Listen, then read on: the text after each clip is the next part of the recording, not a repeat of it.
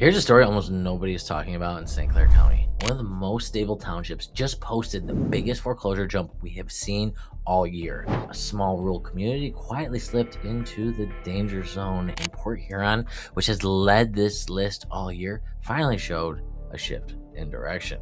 And there's two southern markets proved exactly why affordability and tax pressure matter heading into 2026. And one city that dominated this list all year got knocked out of the top 5. And guys, stay with me because at the end of this report, we're breaking down this year in review. We're going to go down over 2025, which cities had the most filings, which ones were our biggest climbers, the steepest distress ratios, our comeback story of the year, and the safest zip codes of 2025. This is the Red Report, guys. Let's get to it. Before we start, here's why we use ranges instead of exact foreclosure counts, because filings, they change daily and reporting systems update at completely different speeds. It drives me nuts. And these reports are designed to show direction, movement, and trend strength, not pretend there's a frozen magical number that stays accurate for more than one day at a time. Ranges keep the analysis honest and comparable month over month, which gives us some stuff to talk about each month.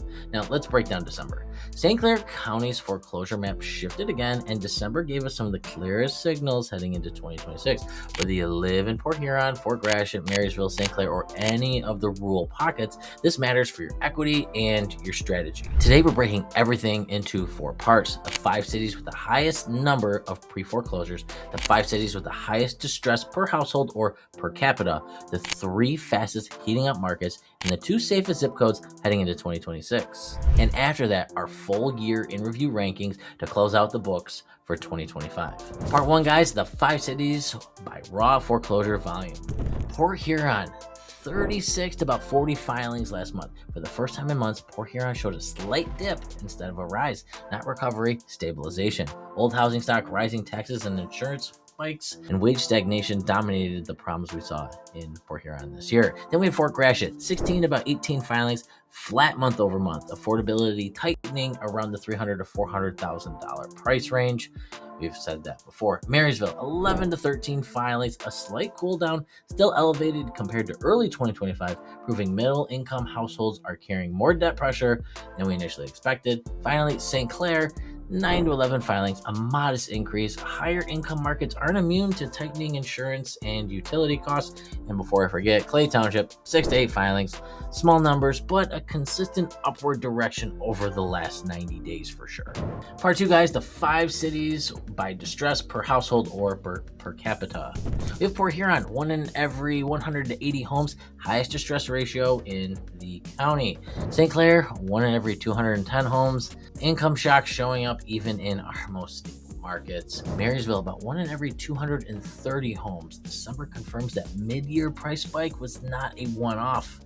This is showing up again. Then we have Marine City, about 1 in every 250 homes, always sensitive to the affordability shifts. And then again, a little bit of a reach here with Capac, about 1 in every 260 homes. For a small rural market to appear here multiple times, there's some structural pressure here appearing here for sure. What's next, guys? The 3 markets heating up the fastest.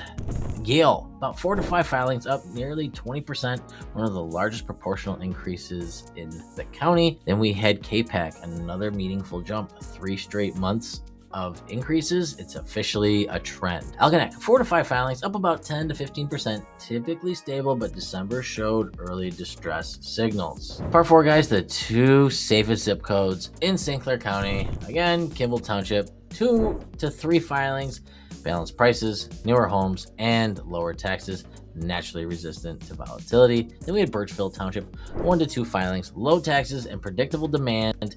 Keep it one of the safest areas in the county. It's only 1 to 2 filings. Crazy. Now our watch list, the movers and changes.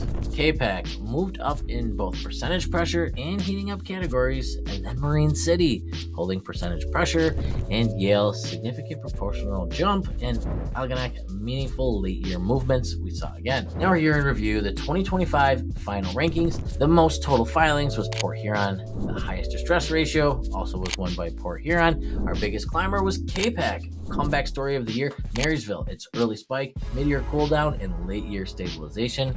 The safest zip codes, none other than Kimball and Burtchville townships. And our surprise shift of the year was Algonac.